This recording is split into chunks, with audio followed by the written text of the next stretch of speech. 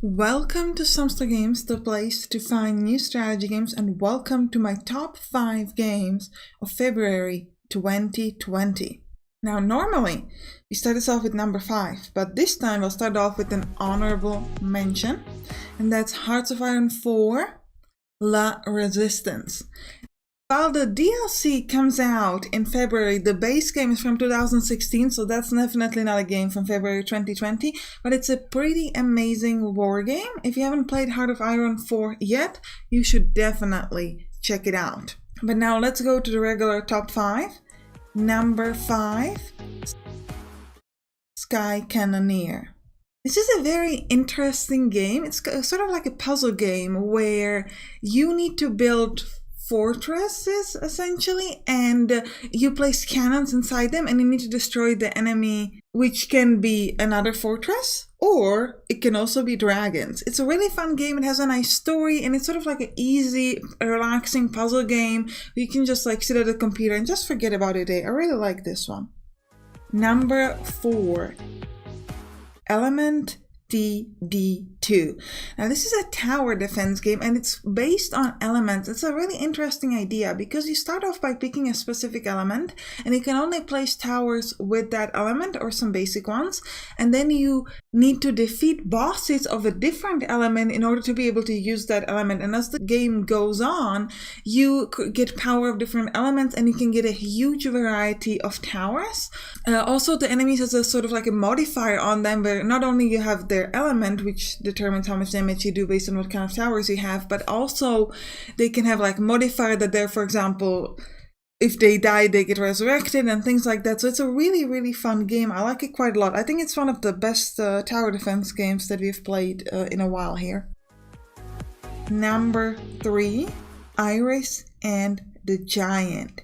Now this is a roguelike deck builder, but there's a lot of uniqueness to it. First of all, no mana. Instead, you can only use one card on a turn, unless the card has a specific effect that allows you to use other cards after it. Secondly, there's a no draw pile and discard pile. Instead, when you use a card, it gets immediately destroyed. Now this changes the roguelike deck builders immensely because the biggest thing in roguelike deck builders is like figuring out how not to pollute your deck, keeping your deck clean, but also you want to sort of discover new cards and use them up. And here it's different. Here it's like you get a card, you use it, it gets destroyed. So it's like, is it worth to use the card right now or should I wait for later? It's a really fun game. The story is about a young girl who is fighting her inner demons, and it's really beautiful, but it's also kind of sad, and the game really pulls you into the atmosphere very nicely. You get some very interesting bonuses in between that, like imaginary friends, which give you some permanent bonuses on your runs, or memories. It's a really good game. Number 2, Broken Lines. Now this is a turn-based combat game with simultaneous execution, where you play as a group of soldiers in a World War II era in a sort of alternative setting.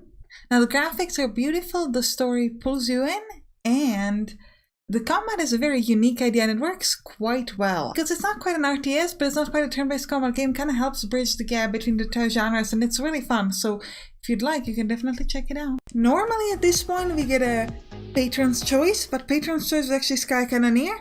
So I already talked to you about it with number 5. And now let's talk about number 1. And I think if you watch this channel, you can say it with me. 3, 2, 1, Panzer Corps 2. Now this is a computer war game and it's pretty amazing one. So let me just tell you what I love about it, like the specific features, because this game is really big, and if you like computer war games and you haven't checked this one out, you should at least check a video of somebody. It comes out in March and it's just really good. So what I love about it is the general sort of weaknesses and traits mechanics. Essentially, it allows you to modify the game in sort of your own way. And it's not modifying in a sense of difficulty. It's more like specific features. Like, for example, your anti-air units are gonna give straight out kills and not suppression, or you can't move through fog of war and things like that. And some of these features are very much game changing, so this allows you to replay the game a lot. This game really focuses a lot on replayability, as essentially almost every mission you get choices between 2 or 3 options, so then you can replay it again and pick the other options. Another thing I really like is hero mechanics, which essentially allows you to give sort of like bonuses to units, which is really fun. Otherwise, this game focuses a lot on unit choice and understanding the unit's variety. There's a huge amount of units you can have in the game, like, and I don't just mean like, you know, tanks, infantry, artillery, recon, etc. I mean like in the category of tanks you can get a huge variety. So this game is really focused on like units, on getting the right combination of units and using them the right way. And the missions are also huge. Like a typical time for a mission, I think, is like an hour and a half. I really recommend this one. Like if you're into computer war games, you should definitely check this one out. Alright, so those are my top 5 for February. Let me know what are your top 5 for February 2020. And you can click on anywhere to watch some of the games I've mentioned. See you there. Bye bye.